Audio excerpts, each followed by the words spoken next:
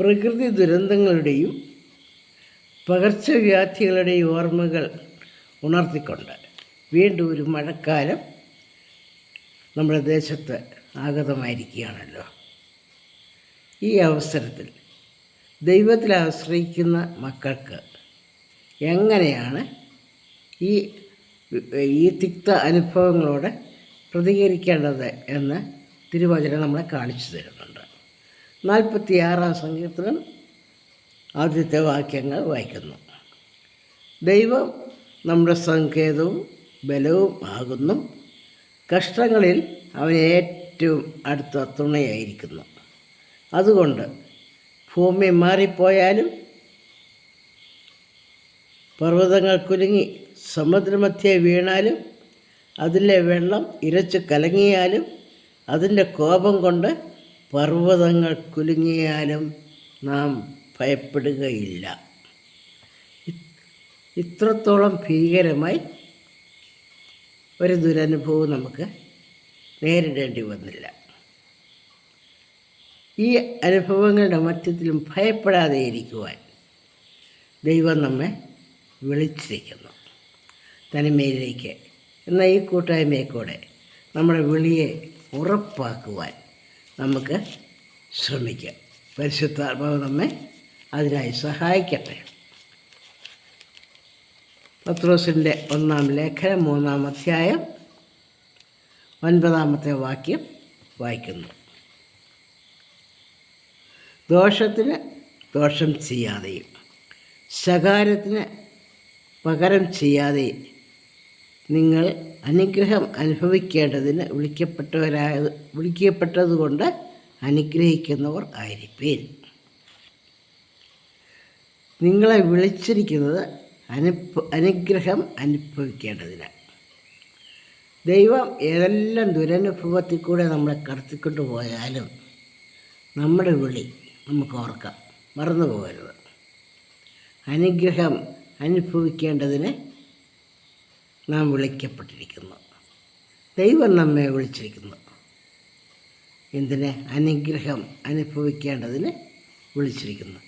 എത്ര ലളിതവും എത്ര പ്രത്യാശാ നിർഭരവുമായ ഒരു ദൂതാണ്.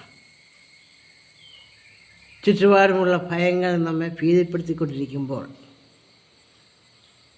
ദൈവവചനം എത്ര സാന്ത്വനമാണ്, എത്ര ധൈര്യമാണ്, എത്ര പ്രത്യാശയാണ് വിശ്വാസികൾക്ക് നൽകുന്നത്. ദുരനുഭവങ്ങളുടെ തിക്താനുഭവങ്ങളുടെ ഓർമ്മകൾ ഒരു വശത്ത്, കയ്പ് നിറഞ്ഞ ഭയം ജനിപ്പിക്കുന്ന ഈ ഓർമ്മകളുടെ മധ്യത്തിൽ നിന്നുകൊണ്ട് നമുക്ക് നമ്മെ തന്നെ ഉറപ്പിക്കുവാനുള്ളത്, ഞാനും നാം ഓരോരുത്തരും അനുഗ്രഹം അനുഭവിക്കേണ്ടതിന് വിളിക്കപ്പെട്ടവരാണ് എന്നുള്ളതാണ്. അതുകൊണ്ട് നമുക്ക് ചെയ്യുവാനുള്ള കടമ, നാം നമ്മുടെ സഹജീവികളെ, നമ്മുടെ പ്രപഞ്ചത്തെ, നമ്മുടെ ചുറ്റുപാടുകളെ അനുഗ്രഹിക്കുന്നവരായിരിക്കും. നാം നമ്മുടെ ചുറ്റുപാടുകളിൽ ഒരു അനുഗ്രഹമായിരിക്കണം. എങ്ങനെയാണ് അനുഗ്രഹമായിരിക്കേണ്ടത്? ദോഷത്തിന് ദോഷം ചെയ്യാതെ, ശകാരത്തിന് പകരം ചെയ്യാതെ, സ്നേഹത്തിൻ്റെ മാർഗത്തിൽ കൂടെ സമാധാനം ഉണ്ടാക്കിക്കൊണ്ട് നാം അനുഗ്രഹിക്കുന്നവരായിരിക്കണം. നാം എവിടെ ചെന്നാലും എവിടെ വീണാലും ഏത് ദുരനുഭവത്തിൽ വീണാലും നാം ആയിരിക്കുന്നിടത്ത് അനുഗ്രഹം ആയിരിക്കണം. നമ്മുടെ ഓർമ്മയിൽ അങ്ങനെ പല വ്യക്തികളെയും നാം ഓർക്കുന്നുണ്ട്. ചെർഷ്യർ ഹോമിലുണ്ടായിരുന്ന ലിസ ശാരീരികമായി വളരെ അവശത അനുഭവിക്കുന്നുണ്ടെങ്കിലും ലിസ വലിയൊരു അനുഗ്രഹമായിരുന്നു. അതുപോലെ അനേകരുടെ ജീവിതം നമുക്ക് എടുത്തു പറയുവാൻ സാധിക്കും. ഈ അനുഗ്രഹം നമ്മുടെ സ്വന്തമാക്കുവാൻ നാം എന്താണ് ചെയ്യേണ്ടത്? പത്രോസിൻ്റെ 2-ാമത്തെ ലേഖനത്തിൽ പത്രോസ് അത് വ്യക്തമാക്കുന്നുണ്ട്. 2 പത്രോസ് 1-10 പറയുന്നു. അതുകൊണ്ട് സഹോദരന്മാരെ, നിങ്ങളുടെ വിളിയും തിരഞ്ഞെടുപ്പും ഉറപ്പാക്കുവാൻ അധികം ശ്രമിപ്പിൻ. നിങ്ങളുടെ വിളിയും തിരഞ്ഞെടുപ്പും ഉറപ്പാക്കുവാൻ അധികം ശ്രമിപ്പിൻ. ആരും തികഞ്ഞവരല്ല. പരിശ്രമിക്കുക മാത്രമേ നമുക്ക് സാധിക്കുകയുള്ളൂ എന്നുള്ളത് പറയുവാൻ പത്രോസിനെക്കാട്ടിൽ മികച്ച ഒരാളില്ല. കാരണം കർത്താവിനോട് പറഞ്ഞതല്ലേ, ആരെല്ലാം നിന്നെ ഉപേക്ഷിച്ച് പോയാലും ഞാൻ നിന്നെ വിട്ടേച്ച് പോവുകയില്ല. എത്ര ഉറപ്പിച്ച് പറഞ്ഞു. പക്ഷേ കർത്താവിൻ്റെ പീഡാനുഭവ സമയത്ത് തള്ളിപ്പറഞ്ഞവനെ. ആ പത്രോസ് തൻ്റെ അനുഭവത്തെ ഓർത്തുകൊണ്ടാണ് നമ്മളെ ഓർപ്പിക്കുന്നത്. നമ്മൾ ശ്രമിക്കുക മാത്രമേ ചെയ്യാൻ സാധിക്കുകയുള്ളൂ. കഴിഞ്ഞകാല കുറവുകളെ നാം തിരുത്തിക്കൊണ്ട് അനുഗ്രഹിക്കുന്നവരായി തീരുവാൻ, നമ്മുടെ വിളിയും തിരഞ്ഞെടുപ്പും ഉറപ്പാക്കുവാൻ നാം പരിശ്രമിക്കണം. അതിന് ദൈവകൃപ നമുക്ക് ആവശ്യമാണ്. നമ്മെ സഹായിക്കുവാനായിട്ട് പരിശുദ്ധാത്മാവിനെ ദൈവം ലോകത്തിലേക്ക് അയച്ചു തന്നിരിക്കുന്നു. ആ ഒരു കാര്യമാണ് നമ്മൾ ഈ 1-ാമത്തെ അധ്യായത്തിൽ വ്യക്തമായിട്ട് മനസ്സിലാക്കുന്നത്. നമ്മുടെ ജീവിതത്തിന് ആവശ്യമായിരിക്കുന്നതൊക്കെയും ദൈവം തന്നിരിക്കുന്നുവെന്ന് ഒരു ലേഖനകർത്താവ് പത്രോസ് അപ്പോസ്തലൻ ഇവിടെ സമർത്ഥിക്കുകയാണ്. നമ്മുടെ വിളിയെക്കുറിച്ച് പറയുന്നത് 2-ാമത്തെ വാക്യത്തിൽ പറയുന്നു, തൻ്റെ മഹത്വത്താലും വീര്യത്താലും നമ്മെ വിളിച്ചവൻ്റെ പരിജ്ഞാനത്താൽ അവൻ്റെ ദിവ്യശക്തി ജീവനും ഭക്തിക്കും വേണ്ടിയതൊക്കെയും നമുക്ക് ദാനം ചെയ്തിരിക്കുന്നുവല്ലോ. നമ്മെ വിളിച്ചിരിക്കുന്നത് ദൈവത്തിൻ്റെ മഹത്വത്താലാണ്. ആ മഹത്വം നമുക്ക് മതിയായതാണ്. ഫിലിപ്പിയർക്കെഴുതിയ ലേഖനത്തിൽ ആ മഹത്വത്തെക്കുറിച്ച് പൗലോസ് അപ്പോസ്തലൻ പറയുന്നു. ദൈവം തൻ്റെ മഹത്വത്തിനൊത്തവണ്ണം നമ്മുടെ ബുദ്ധിമുട്ടുകളൊക്കെയും ക്രിസ്തു യേശുവിൽ പൂർണ്ണമായി തീർത്തു തരും. ദൈവത്തിൻ്റെ മഹത്വം കാണുവാൻ, മഹിമ കണ്ട സാക്ഷികളായി ലോകത്തിൽ ജീവിക്കുവാൻ ദൈവം നമ്മെ ഓരോരുത്തരെയും ഇന്നും വിളിച്ചുകൊണ്ടിരിക്കുന്നു. ആ വിളിയെ കേട്ട് അനുസരിച്ച് ആ പാതയിൽ നാം നടക്കുമ്പോൾ നമ്മുടെ ജീവിതത്തിൽ രൂപാന്തരം വരണം. ആ നമ്മുടെ ജീവിതത്തിൽ വരുത്തേണ്ട രൂപാന്തരങ്ങളെക്കുറിച്ചാണ് ഈ 1-ാം അധ്യായത്തിൽ 11 വരെയുള്ള വാക്യങ്ങളിൽ പത്രോസ് വിവരിക്കുന്നത്. നമ്മുടെ ജീവനും ഭക്തിക്കും വേണ്ടതൊക്കെയും ദൈവം ദാനം ചെയ്തിരിക്കുന്നു.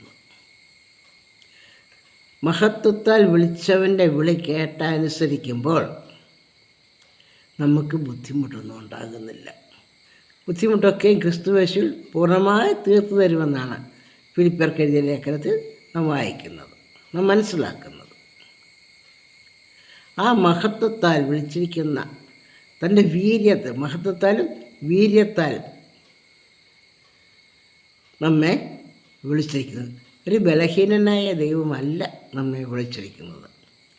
ഉണ്ടാകട്ടെ എന്ന് പറഞ്ഞപ്പോൾ സർവ്വ സൃഷ്ടിയും ഉണ്ടാക്കിയവൻ്റെ ആ വീര്യബലമാണ് നമ്മെ വിളിച്ചിരിക്കുന്നത്. ധൈര്യമായി പ്രത്യാശയോടെ ഈ ദൈവവിളി കേട്ട് നമുക്ക് ദൈവത്തെ അനുസരിക്കാം. അവൻ നമ്മെ കാണിച്ചു തരുന്ന വഴിയിൽ കൂടെ നമുക്ക് പോകുവാൻ ദൈവം ഇടയാക്കട്ടെ. നമ്മെ ഓർപ്പിക്കുന്ന കാര്യങ്ങൾ നാം എങ്ങനെയാണ് നമ്മുടെ വിശ്വാസത്തിൽ വളരേണ്ടത്. ജീവനും ഭക്തിക്കും വേണ്ടതൊക്കെ ദൈവം ദാനം ചെയ്തിട്ടുണ്ട് എന്നാണ് പത്രോസ് അപ്പോസ്തലൻ പറയുന്നത്. തൻ്റെ തൊഴിൽ ഉപേക്ഷിച്ചിട്ട്, ജീവിതമാർഗം ഉപേക്ഷിച്ചിട്ട് കർത്താവിനെ അനുഗമിച്ചവനാണല്ലോ പത്രോസ് അപ്പോസ്തലൻ. ഞങ്ങൾ സകലം ഉപേക്ഷിച്ച് നിന്നെ അനുഗമിച്ചു, ഞങ്ങൾക്ക് എന്ത് കിട്ടും എന്ന് കർത്താവിനോട് ചോദിച്ച ഒരാളാണ്. എല്ലാം ഉപേക്ഷിച്ചിട്ട് കർത്താവിനെ അനുഗമിച്ച് ഞങ്ങൾക്ക് എന്നാ കിട്ടാൻ പോകുന്നത്? കർത്താവ് പറഞ്ഞു, ഈ ലോകത്തിൽ തന്നെ 100 മടങ്ങായി നിങ്ങൾക്ക് ലഭിക്കും. നിത്യതയിൽ നിത്യജീവനും നിങ്ങൾക്ക് ലഭിക്കും. ഈ ലോകം മാത്രമല്ല നിങ്ങൾക്കായി ഒരുക്കിയിരിക്കുന്നത്, നിത്യതയും ഒരുക്കിയിട്ടുണ്ടെന്നുള്ളത് നാം ഓർക്കണം. അതുകൊണ്ട് നമ്മുടെ ജീവിതത്തിൽ വരുത്തേണ്ടതായുള്ള മാറ്റങ്ങൾ നമ്മൾ ദൈവത്തിൻ്റെ വീര്യത്താലും മഹത്വത്താലും നമ്മെ വിളിച്ചിരിക്കുകയാണ്. ആ വിളിച്ചിരിക്കുന്ന ദൈവം തൻ്റെ വീര്യത്താലും മഹത്വത്താലും നമ്മുടെ ജീവനും ഭക്തിക്കും വേണ്ടതൊക്കെയും ദാനം ചെയ്തിരിക്കും. നമ്മളൊന്നും കൊടുക്കണ്ട. ദാനമായിട്ട് ലഭിച്ചിട്ടുള്ളതല്ലാതെ നമുക്കൊന്നുമില്ല. അതുകൊണ്ട് ദാനമായി ലഭിച്ചിട്ടുള്ളതിനെ നാം ദൈവനാമ മഹത്വത്തിന് വേണ്ടി, ദൈവരാജ്യത്തിൻ്റെ വളർച്ചയ്ക്ക് വേണ്ടി ഉപയോഗിക്കുവാൻ വിളിക്കപ്പെട്ടവരാണെന്ന് നമുക്ക് ഓർക്കാം. അത് മാത്രമല്ല, ഈ വിളിയാൽ 4-ാം വാക്യത്തിൽ പറയുന്നു, അവൻ നമുക്ക് വിലയേറിയതും അതിമഹത്വമായ വാഗ്ദത്തങ്ങളും നൽകിയിരിക്കുന്നു. ദൈവം നമുക്ക് അനേക വാഗ്ദത്തങ്ങൾ, ഭയവും സംശയവും ഒക്കെ മാറിപ്പോകാനുള്ള വാഗ്ദത്തങ്ങൾ നൽകിയിട്ടുണ്ട്. അതുമൂലം നമുക്ക് ലഭിച്ചിരിക്കുന്ന വാഗ്ദത്തങ്ങൾ മൂലം നിങ്ങൾ ലോകത്തിൽ മോഹത്താലുള്ള നാശം വിട്ടൊഴിഞ്ഞിട്ട് ദിവ്യ സ്വഭാവത്തിന് കൂട്ടാളികളായി തീരുവാൻ ഇടവരുന്നു. ലോകത്തിൻ്റെ മോഹങ്ങൾ നമ്മെ ആകർഷിക്കരുത്. നമ്മെ വിളിച്ചവൻ നമ്മുടെ ജീവനും ഭക്തിക്കും വേണ്ടതൊക്കെയും നമുക്ക് നൽകിയിട്ടുണ്ട്. അതുകൊണ്ട് നമ്മുടെ ജീവിതത്തിൽ വേണ്ട രൂപാന്തരങ്ങളെ ഇവിടെ ഓർപ്പിക്കുകയാണ് 5 മുതലുള്ള വാക്യങ്ങളിൽ. അത് നിമിത്തം നിങ്ങൾ സകല ഉത്സാഹവും കഴിച്ച് ദൈവത്തെ അനുഗമിക്കണമെങ്കിൽ ഉത്സാഹം വേണം. മടിയന്മാരായിരുന്നാൽ, മുൻവിധി കൊണ്ട് കഠിന ഹൃദയരായിരുന്നാൽ നമുക്ക് ദൈവത്തെ അനുഗമിക്കുവാൻ കഴിയില്ല. ഹൃദയം കഠിനപ്പെടുത്തരുത്. ഹൃദയത്തിന് രൂപാന്തരം വരുവാനുള്ള മനസ്സൊരുക്കം നമുക്ക് വേണം. ഇവിടെ ഒന്നാമതായിട്ട് പറയുന്നത്, നിങ്ങളുടെ വിശ്വാസത്തോട് വീര്യം ഉണ്ടാവണം. വിശ്വാസം വേണം ഒന്നാമതായിട്ട്. ആ വിശ്വാസം വീര്യമുള്ളതായിരിക്കണം. ആ വീര്യത്തോട് പരിജ്ഞാനമുണ്ടാകണം. പരിജ്ഞാനത്തോട് ഇന്ദ്രിയ ജയം ഉണ്ടാകണം. ഇന്ദ്രിയ ജയത്തോട് സ്ഥിരതയുണ്ടാകണം. സ്ഥിരതയോട് ഭക്തിയും ഉണ്ടാകണം. ഭക്തിയോട് സഹോദരപ്രീതിയും, സഹോദരപ്രീതിയോട് സ്നേഹവും കൂട്ടിക്കൊണ്ടിരിക്കണം. എപ്പോഴും നാം കൂട്ടിക്കൊണ്ടിരിക്കണം. ജീവിതം ധന്യമാകണമെങ്കിൽ നമ്മുടെ ജീവിതത്തിൻ്റെ വളർച്ചയുടെ ആരംഭം വിശ്വാസത്തിലാണ്. നമുക്കൊക്കെയും വിശ്വാസമുണ്ട്. ആ വിശ്വാസത്തോട് വീര്യമുണ്ടാകണം. ഉറച്ച ധൈര്യമുള്ള, പതറിപ്പോകാത്ത ആ വീര്യമുണ്ടാകണം. ആ വീര്യത്തോടെ പരിജ്ഞാനമുണ്ടാകണം. വീര്യം ഉള്ളത് കൊണ്ട് നമ്മുടെ ജീവിതം പൂർത്തിയാകുന്നില്ല, തെറ്റിപ്പോകും. ആ വീര്യം സാത്താനെടുത്ത് ഉപയോഗിക്കുവാനായിട്ട് സാധ്യതയുണ്ട്. ദൈവപരിജ്ഞാനം നമുക്ക് ആവശ്യമാണ്. ആ പരിജ്ഞാനത്തോടെ ഇന്ദ്രിയ ജയം വേണം. നമ്മളെ നിയന്ത്രിക്കേണ്ടടുത്ത് നിയന്ത്രിക്കുവാൻ, നിർത്തേണ്ടടുത്ത് നിർത്തുവാൻ, വളരേണ്ടടുത്ത് വളരുവാനുള്ള ഇന്ദ്രിയ ജയം നമുക്ക് ആവശ്യമാണ്. ഇന്ദ്രിയ ജയത്തോടെ സ്ഥിരത വേണം. ഒരു നിമിഷത്തേക്ക് ഉള്ള തീരുമാനമല്ല, സ്ഥിരമായി നിൽക്കണം. ആ സ്ഥിരതയോടെ വേണം ഭക്തി ഉണ്ടാകുവാൻ. വിശ്വാസത്തിൽ നിന്ന് ഉടനെ ഭക്തി ഉണ്ടാകുകയല്ല. ഇത്രയും കാര്യങ്ങൾ നമ്മളിൽ ഉണ്ടായിട്ട് വേണം ഭക്തി ഉണ്ടാകണം. ഭക്തിയോട് സഹോദരപ്രീതി ഉണ്ടാകണം. ഭക്തിയുണ്ട്, സഹോദരനോട് സ്നേഹമില്ല, ദ്വേഷമാണ്, അവിടുത്തെ വിലയില്ല. അത് നമ്മുടെ വിളിക്ക് യോജിച്ചതല്ല. സഹോദരപ്രീതിയോട് സ്നേഹവും കൂട്ടിക്കൊള്ളണം. ഇത്രയും കാര്യങ്ങൾ നമ്മൾ ജാഗ്രത പുലർത്തേണ്ടതാണ് വിശ്വാസ ജീവിതത്തിൽ. നമ്മുടെ മുൻവിധിയോ നമ്മുടെ കഠിന ഹൃദയമോ വഴങ്ങാത്ത മനസ്സോ ഇവയൊക്കെയും നാം മാറ്റിയിട്ട് എന്നെ പുതിയ സൃഷ്ടിയാക്കണമേ എന്ന് അനുനിമിഷം ദൈവസന്നിധിയിൽ നമുക്ക് പ്രാർത്ഥിക്കാം. ഇന്ന് ഈ കാലഘട്ടത്തിൽ വൃദ്ധജനങ്ങളുടെയും ക്ഷീണിതരുടെയും രോഗികളുടെയും ദുരനുഭവങ്ങൾ വർദ്ധിച്ചു കൊണ്ടിരിക്കുന്ന ഈ നാളുകളിൽ എങ്ങനെ നമുക്ക് നമ്മുടെ സമൂഹത്തെ പ്രത്യാശ നിറച്ചതാക്കാം? ദൈവത്തിലുള്ള പൂർണ്ണമായ ആശ്രയവും വിശ്വാസവും മാത്രമാണ്. ദൈവത്തിൽ ആശ്രയിക്കുകയും വിശ്വസിക്കുകയും ചെയ്യുമ്പോൾ നാം ഹ്രസ്വദൃഷ്ടിയുള്ളവരാകരുത്. അവരെക്കുറിച്ച് പറയുന്നത് 9-ാമത്തെ വാക്യത്തിൽ പറയുന്നു, ഇവയില്ലാത്തവൻ കുരുടനാണ്. ഈ സ്വഭാവവിശേഷങ്ങൾ, ഈ 8 കൂട്ടം സ്വഭാവവിശേഷങ്ങൾ ജീവിതത്തിൽ പുലർത്താത്ത ആളുകൾ അവർ കുരുടനാണ്. മാത്രമല്ല, അവൻ ഹ്രസ്വദൃഷ്ടിയുള്ളവനും തൻ്റെ മുൻപിലത്തെ പാപങ്ങളുടെ ശുദ്ധീകരണവും മറന്നവനും തന്നെ. അവൻ ദീർഘദൃഷ്ടിയില്ല, ഹ്രസ്വദൃഷ്ടിയാണ്. അന്നേരത്തെ കാര്യം, ക്ഷിപ്രകോപം, അന്നേരത്തെ കാര്യം മാത്രമാണ് ലക്ഷ്യം.